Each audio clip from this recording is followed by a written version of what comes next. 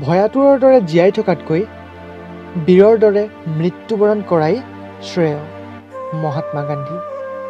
নমস্কাৰ বন্ধুসকল, মই প্ৰীতম। আজি শ্বেয়াৰ কৰিম আপোনালোকক মহাত্মা গান্ধীৰ কেইটামান বাণী, যিকেইটা বাণী শুনাৰ পিছত আপোনাৰ মনটো অকল ভাল লগাই নহয়, ই আপোনাক জীৱনৰ বহুত ডাঙৰ ডাঙৰ শিক্ষা দি যাব। গতিকে প্ৰত্যেকটো লাইন খুবেই গুৰুত্বপূৰ্ণভাৱে শুনিব আৰু বুজিবলৈ চেষ্টা কৰিব। চকুৰে নেদেখাজনক আচলতে অন্ধ বুলি ক'ব নোৱাৰি। যিজন মানুহে নিজৰ দুখ ভুলবোৰ জানিও লুকুৱাই ৰাখিবৰ চেষ্টা কৰে, প্ৰকৃতাৰ্থত সেইজন মানুহকহে অন্ধ বুলি কোৱা হয়। লোকৰ দুখ খুচৰি উলিয়াই দিয়াটো বুদ্ধিমানৰ কাম, কিন্তু তাতোতকৈও বেছি বুদ্ধিমানৰ কাম হৈ গ'ল আপোনাৰ নিজৰ দুখখিনি ঠিক কৰাটো। আদৰ্শহীন মানুহ গুৰি বঠা নোহোৱা নাৱৰ দৰে। যিদৰে এখন নাৱত বঠা নাথাকিলে সেইখন নাও কোনফালে যাব সেইটো থিৰাং কৰিব নোৱাৰি, ঠিক তেনেকৈ যিজন মানুহৰ জীৱনত কোনো আদৰ্শ নাথাকে, সেই মানুহজনৰ জীৱনটো কোনো থিৰাং কৰিব নোৱাৰি। সেইবাবে জীৱনত আদৰ্শ থকাটো বহুত বেছি প্ৰয়োজনীয়। যদিহে আপোনালোকে ঈশ্বৰক লগ পাব বিচাৰিছে, তেনেহ'লে মানুহক সেৱা কৰিবলৈ লওক, কাৰণ ঈশ্বৰ আছে মানুহৰ সেৱাৰ মাজত। দৃঢ় সংকল্প নহ'লে কোনেও এটা ভাল কাম সম্পূৰ্ণ কৰিব নোৱাৰে। প্ৰেমবিহীন জীৱনটো হৈ গ'ল শলিতা নোহোৱা এগছ চাকিৰ দৰে। যিদৰে চাকিত যদি শলিতা নাথাকে, সেই চাকিখনে কেতিয়াও পোহৰ দিব নোৱাৰে, ঠিক সেইদৰে যদি জীৱনত প্ৰেম নাথাকে, তেনেহ'লে সেইটো জীৱনতো কেতিয়াও পোহৰ হ'ব নোৱাৰে। প্ৰেম মানে এইটো নহয় যে কোনোবা এজন ব্যক্তিৰ প্ৰতি আপুনি আকৰ্ষিত হোৱাটো। ইয়াৰ অৰ্থ বহুত বিশাল। ভিক্ষা কৰাৰ কথা কেতিয়াও মনলৈ নানিবা।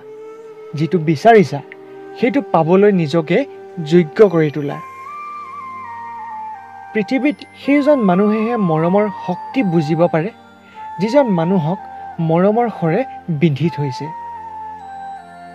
মদাহী স্বামী থকা স্ত্ৰীয়েহে বুজিব পাৰে যে মদে সংসাৰত কিমান ধ্বংসলীলা চলাব পাৰে। যদি যিকোনো চিন্তাৰ পৰা আপুনি মুক্তি পাব বিচাৰিছে, তেনেহ'লে ইয়াৰ সত্যটোক জানিবলৈ চেষ্টা কৰক। আপুনি যিটো কৰে, যিটো ভাবে আৰু যিটো পায়, ইয়াৰ মাজত যেতিয়া এটা সমন্বয় থাকিব, সেয়াই হৈ গ'ল প্ৰকৃত সুখ। নিজে অভদ্ৰ বুলি চিনাকি নিদিয়ালৈকে সকলোকে আপুনি ভদ্ৰ বুলি ভাবিব। আপুনি কি কি কৰিব পাৰিছে সেইটো তাৎপৰ্যপূৰ্ণ কথা নহয়, আপুনি যে কিবা এটা হ'লেও কৰিবলৈ চেষ্টা কৰিছে সেইটোহে বহুত ডাঙৰ কথা। আমি যদি প্ৰবল ধুমুহা কঢ়িয়াই অনা আগন্তুক বিপদৰ পৰা ৰক্ষা পাবলৈ বিচাৰোঁ, তেনেহ'লে ধুমুহাৰ আগে আগে আমাৰ নাওখন এৰি দিব লাগিব। যি শিক্ষাই মানুহৰ চৰিত্ৰ গঠন কৰিব নোৱাৰে, সেই শিক্ষা অৰ্থহীন হৈ পৰে। আনক আঘাত নকৰা মানে অহিংসা নহয়। অহিংসা হ'ল সকলো জীৱৰ প্ৰতি থকা দয়া। মানুহৰ ধৰ্ম সত্য আৰু অহিংসাৰ ওপৰত আধাৰিত। সত্য হৈছে মানুহৰ ভগৱান, অহিংসা হৈছে তাক অৰ্জন কৰাৰ সাধনা। শক্তি শাৰীৰিক ক্ষমতাৰ পৰা নাহে, ই এক অদম্য ইচ্ছা শক্তিৰ পৰাহে আহে। যেতিয়াই আপুনি কিবা এটা ভাল কাম কৰিবলৈ চেষ্টা কৰিব, প্ৰথমতে তেওঁলোকে আপোনাক গুৰুত্ব নিদিব, তাৰ পাছত তেওঁলোকে আপোনাক হাঁহিব, শেষত আপোনাৰ লগত যুঁজ দিব, আৰু তাৰ পাছতো যদি আপুনি আপোনাৰ চেষ্টা এৰি নিদিয়ে, তেনেহ'লে আপুনি যুঁজত জয়ী হ'ব। আমি কেতিয়াও মানৱতাৰ ওপৰত বিশ্বাস হেৰুৱাব নালাগে। মানৱতা সাগৰৰ দৰে। যদি কেইটোপালমান সাগৰৰ পানী লেতেৰা হয়, সম্পূৰ্ণ সাগৰখন কেতিয়াও লেতেৰা হৈ নাযায়। সাজ পোছাকে মানুহক ভদ্ৰ কৰি গঢ়ি নুতুলে। সৎ চিন্তা আৰু সৎ শিক্ষাৰ দ্বাৰাহে এজন প্ৰকৃত ভদ্ৰলোক হ'ব পাৰি।